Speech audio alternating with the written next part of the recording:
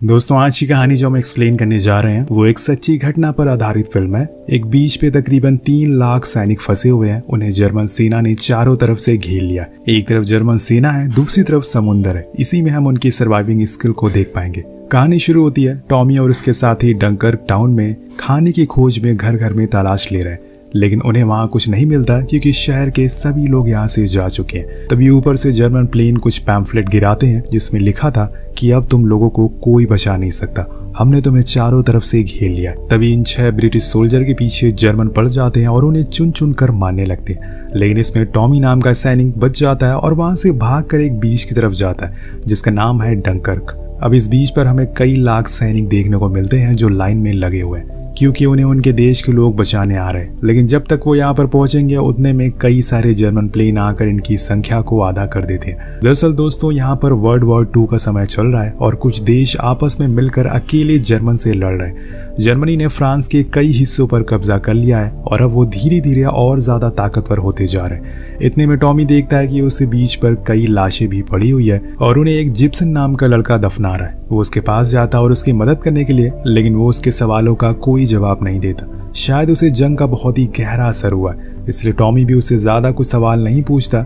जिसके बाद वो खुद जाकर लाइन में लग जाता है क्योंकि उसे भी तो घर जाना है ना। लेकिन तभी हम आसमान में देखते हैं कि जर्मन सब यहाँ आ गए और अंधाधुंध बम गिराना शुरू कर देते हैं जिसमें न जाने कितने सैनिक एक बार फिर मारे जाते हैं। कुछ देर के बाद जब थोड़ी शांति होती है तो सभी सोल्जर खड़े हो जाते हैं और फिर से लाइन में लग जाते हैं। ये इन सभी चीजों के यूज्ड टू हो चुके हैं, लेकिन वहीं दूसरी तरफ ब्रिटिश आर्मी के भी प्लेन अब जर्मन से लड़ने के लिए तैयार है। लंदन के प्राइम मिनिस्टर चर्चिल ने सभी से रिक्वेस्ट की है कि वो अपना अपना बोट और याच लेकर डंकर्क के बीच पर जाए। वहां पे फंसे हुए जितने भी सैनिक हैं उनकी मदद करें। उसी में से एक आदमी है डनसन, जो लंदन की एक पोर्ट पर अपने बोट में खाने पीने का सामान और लाइव बोट को भर रहा है क्योंकि वो अपने लोगों को बचाने के लिए डंकर्क बीच पर जा रहा है। इसमें उनका बेटा पीटर और जॉर्ज नाम का एक लड़का भी साथ में है। सीन शिफ्ट होता और हम आसमान की ओर देखते हैं जहां ब्रिटिश प्लेन ने उड़ान भर ली है। 3 प्लेन जिसको लीड कर रहा है फैरियर नाम का पायलट, वो अपने साथियों को समझाता है कि हमें क्या करना है और कैसे अपने साथियों को उन जर्मन प्लेन से बचाना है। सभी तैयार होते हैं और समुद्र के ऊपर ही मंडराना शुरू कर देते हैं क्योंकि वहीं आसपास ही जर्मन मौजूद है। दूसरी ओर हम टॉमी को देखते हैं जो अभी बीच पर है। तभी उसकी नज़र एक घायल सिपाही पर पड़ती है जिसको 2 लोग लेकर जा रहे थे। उन्हें शिप में एंट्री आसानी से मिल जा रही थी बिना लाइन में लगे हुए, और यहाँ उसे एक आइडिया आता है। वो जिप्सन को लेकर एक घायल सिपाही को स्ट्रेचर पर लिटाकर शिप की ओर बढ़ने लगता है, लेकिन एंट्री पर उन्हें फ्रांस के सैनिक रोक लेते हैं क्योंकि वो पहले से लाइन में इंतजार कर रहे हैं। पर वो घायल सिपाही को देखकर हट जाते हैं और ये अंदर जाने लगते हैं। बीच में इन्हें एक टूटा हुआ पुल भी मिलता है जिसके ऊपर से जाना मुश्किल था, लेकिन टॉमी अब रुकने वाला नहीं है। जैसे तैसे करके वो निकल जाता है और फाइनली वो दोनों शिप में एंटर कर जाते हैं। उस घायल सिपाही को वहां रख देते हैं, लेकिन इतने में शिप का स्टाफ उसे देख लेता है और कहता है कि तुम्हें जाकर लाइन में लगना होगा, ऐसी तुम्हारी एंट्री नहीं होगी। अब ये सुनकर टॉमी उदास हो जाता है क्योंकि अब उसे लगने लगा था कि शायद वो घर कभी लौट ही नहीं पाएगा। पर वापस जाते समय वो जिप्सन को देखता है जो नीचे वाले हिस्से में छुपा हुआ था।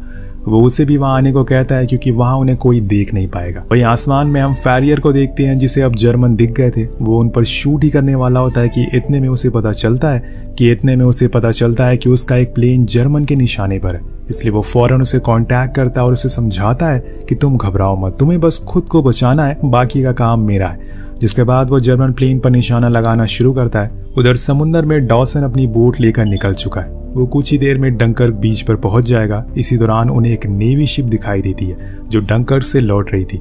उस पर बहुत सारे सैनिक भरे हुए थे। ये देखकर पीटर डर जाता है, लेकिन डॉसन उसे बताता है कि डरो मत, हमारे ऊपर ब्रिटिश फोर्स है जो हमारी सेफ्टी के लिए है। इसलिए वो लोग आगे बढ़ते रहते और आसमान में अब फैरियर अपने कमाल दिखाना शुरू कर देता है। उसने एक जर्मन प्लेन को गिरा दिया था, लेकिन तभी उसका साथी बताता है कि हमारा एक प्लेन मिसिंग है, इसलिए दोनों उसे ढूंढने के लिए निकल जाते हैं। कुछ देर बाद उन्हें वो प्लेन समुद्र में गिरा हुआ मिलता है, लेकिन पायलट कहीं दूर दूर दिखाई नहीं दे रहा था, जिससे ये समझ जाते हैं कि वो मर चुका है।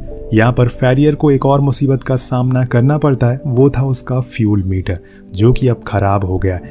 इसलिए वो अपने साथी से कहता है कि तुम अभी का टाइम और मेरे फ्यूल का कितना है वो लिख लो ताकि मुझे याद रहे फ्यूल कब खत्म होने वाला है। कुछ दूर चलने के बाद डॉसन को एक डूबी हुई बोट दिखती है। उसके ऊपर एक सैनिक बैठा हुआ था जो कि ब्रिटिश था, इसलिए वो फौरन उसके पास जाता और उसे अपनी बोट में बैठा लेता है। और ये सिपाही कोई और नहीं बल्कि हमारे और आपके मिस्टर थॉमस शेल्बी होते हैं। डॉसन उसे देखकर कहता है कि शायद ये डरा हुआ है, इसलिए हमें कुछ देर इसे अकेला छोड़ देना चाहिए।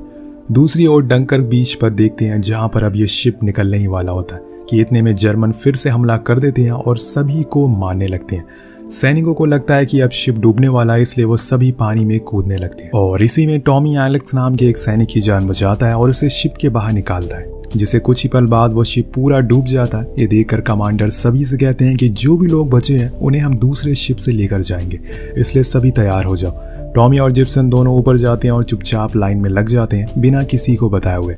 उधर आसमान में फेरियर अपनी साथी कॉलिन से कहता है कि हमें डंकर्क बीच के लिए निकलना होगा, लेकिन वो उसे मना करता है ये कहते हुए कि हमारे पास इतना फ्यूल नहीं है कि हम वहां तक जा सके। लेकिन फेरियर को कैसे भी करके अपने साथियों की जान बचानी थी, इसलिए वो दोनों अपने प्लेन को लेकर बीच की ओर निकल जाते।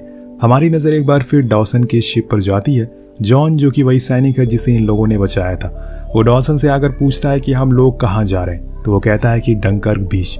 ये सुनते ही जॉन भड़क जाता है और कहता है कि वहां जाना मतलब मौत को गले लगाना है, हमें लंदन की ओर जाना चाहिए। लेकिन डॉसन मना कर देता और बोलता है कि मैं अपने लोगों को बचाने के लिए जा रहा हूँ, और इसीलिए जॉन उसे कुछ नहीं कहता और चुपचाप जाकर नीचे बैठ जाता है। पर पीटर बिना किसी को बताए उसके गेट को बाहर से लॉक कर देता है, क्योंकि उसे इस बात का डर था कि कहीं वो उसके डैड को कुछ कर ना दे। उधर डंकर्क बीच पर दूसरा शिप आ जाता और ये दोनों लोग उस पर जाकर बैठ जाते, लेकिन नीचे खाना बट रहा था, इसलिए टॉमी और एलेक्स नीचे जाते हैं, पर उनका साथी जिप्सन नहीं आता। एलेक्स के पूछने पर टॉमी बताता है कि जिप्सन को लगता है कि ये शिप भी डूबने वाला है, इसलिए वो पहले ही गेट के पास खड़ा हुआ है ताकि वो सबसे पहले कूद जाए। अब आसमान में फेरियर को 2 जर्मन प्लेन दिख जाते हैं जो फिर से एक सैनिक को ले जा रहे थे, इसलिए वो कॉलिन से कहता है कि हमें इन पर हमला करना होगा। अब वो एक प्लेन को तो गिरा देता है, लेकिन तभी अचानक से दूसरा प्लेन गायब हो जाता है। जब तक वो उसे ढूंढ पाता तब तक वो पायलट कॉलिन के प्लेन को अपना शिकार बना लेता है। उसे काफी नुकसान पहुंचाता है जिसकी वजह से वो जाकर सीधा नीचे गिर जाता है। लेकिन यहाँ फेरियर को वो प्लेन दिख गया था, इसलिए वो उसे खत्म कर देता है। तभी वो एक शिप को आते हुए दिखता है और समझ जाता है कि कॉलिन को वो लोग बचा लेंगे, इसलिए वो खुद को आसमान में रहने का फैसला करता है ताकि वो डंकर्क बीच तक जा सके। इधर जमीन पर इन लोगों का शिप अब निकल चुका था, लेकिन इतने में एक सबमरीन इन पर हमला कर देती है, जिससे कि शिप में छेद हो जाता है और तेजी से पानी भरना शुरू हो जाता है। लेकिन समय रहते हुए जिप्सन ऊपर वाला गेट को खोल देता है और सभी को बाहर आने को कहता है। उसके बाहर खड़े रहने का कोई तो फायदा हुआ। अब बोर्ड पर डॉसन देखता है कि नीचे वाले दरवाजे पर जॉन जोर जोर से पीट रहा है, इसलिए वो पीटर पर गुस्सा करता है कि तुमने गेट को क्यों लॉक कर दिया। जब वो उसे खोलने जाता है तो देखता है कि वहां पर जॉन नहीं था, वो तो डॉसन के पास खड़ा था। वो उसे धमकाता है कि इस बोट को लंदन की ओर लेकर चलो, लेकिन वो नहीं मानता और उसको वही कहता है कि मैं अपने लोगों को बचाने के लिए जा रहा हूँ। अब इसी चक्कर में उनकी लड़ाई हो जाती है और जॉर्ज नीचे गिर जाता है, जिसमें उसे काफी चोट भी आती है। उधर अब दूसरा शिप डूब तो चुका था, लेकिन जो भी सैनिक बचे हुए थे उन्हें लाइफ गार्ड वाले आकर बचा लेते हैं। एक लाइफ गार्ड वाला आता है जिससे जिप्सन पहले ही बैठ जाता है, जिसकी वजह से अब उसकी जगह भर गई थी, इसलिए वो उन दोनों की ओर एक रस्सी फेंकता और कहता है कि हम तुम्हें दूसरी बोट की ओर लेकर चलते हैं। उधर जॉर्ज की हालत अब खराब होने लगती है, इसलिए पीटर उसकी मरहम पट्टी करता है, लेकिन जॉर्ज कहता है कि उसके सर में बहुत तेज दर्द होना शुरू हो गया, इसलिए उसे जितनी जल्दी हो सके इलाज की जरूरत है।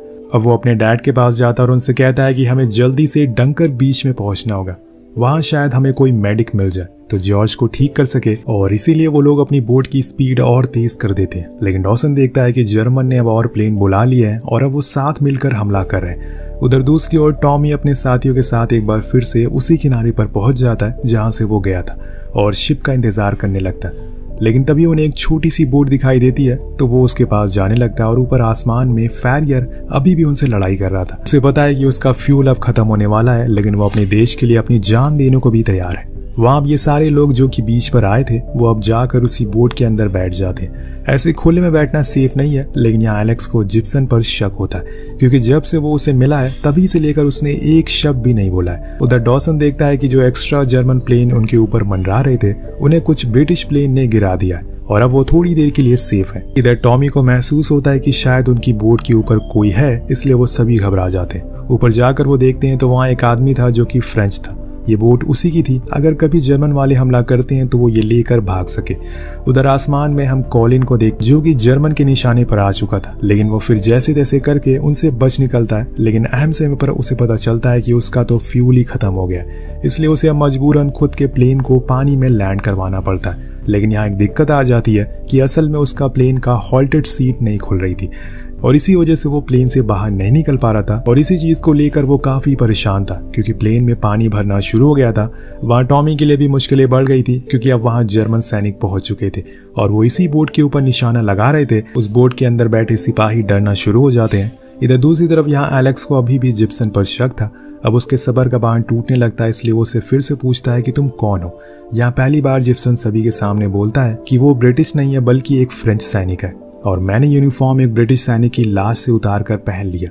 ये सुनकर सभी हैरान हो जाते हैं, लेकिन अभी ये समय हैरान होने का नहीं है क्योंकि ये बोट किसी भी समय डूब सकती है, इसलिए इन्हें फौरन बाहर निकलना होगा। उधर कॉलिन को डूबते हुए डॉसन देख लेता है, इसलिए वो फौरन उसके पास जाता है और एक रस्सी की मदद से उसे बचा लेता है। लेकिन यहाँ उस बोट पर जिसमें टॉमी और कुछ सैनिक थे, उन्हें वहां से बाहर निकलने में दिक्कत होने लगती है, जिसमें कई सैनिक की तो जान भी चली जाती है और बस 3 ही सोल्जर बच पाते हैं जो स्विम करके बाहर आ जाते हैं और समुद्र में जाकर मिल जाते हैं। लेकिन यहाँ कैप्टन देखते हैं कि आसमान में जर्मन प्लेन अब हर तरफ तबाही मचा रहे हैं। उन्होंने इनके एक बड़े से शिप को खत्म कर दिया जिसकी वजह से अब पानी में वो डूब रहा है। लेकिन दिक्कत की बात यह है कि उस शिप के साथ साथ उसका डीजल भी पानी में फैल रहा है और अब सभी सोल्जर आसमान और पानी दोनों जगह से घिर चुके हैं। लेकिन तभी एक चमत्कार होता है, कैप्टन को वहां पर कई सारी लोकल बोट दिखती है जो सोल्जर की मदद के लिए यहाँ पर आई थी। अब वो बोट सारे सैनिकों को पानी से अपनी बोट पर बैठा लेते हैं और ये देखकर कैप्टन को एहसास होता है कि लोगों में इंसानियत अभी भी जिंदा है। उन सभी बोट को देखकर सारे सोल्जर के अंदर एक उम्मीद जाग उठती है और सभी जोश में आ जाते हैं। इसमें डॉसन की भी बोट होती है, लेकिन वो उसे डूबी हुई शिप की ओर नहीं जा पा रहे थे क्योंकि वहां पे ऑयल फैला हुआ है। ऊपर आसमान में हम एक अकेले ब्रिटिश प्लेन को देखते हैं जिसके अंदर बैठा है फैरियर नाम का पायलट। वो सभी जर्मन प्लेन को गिराया जा रहा था और ये चीज दिखाती है कि वो कितना बेहतरीन पायलट है। लेकिन अभी 2 जर्मन प्लेन बचे हुए हैं जो लगातार बोट पर गोलियां चलाया जा रहे हैं और उसके पीछे ही फैरियर वो अपना निशाना लगाकर उन प्लेन को भी उड़ा देता है।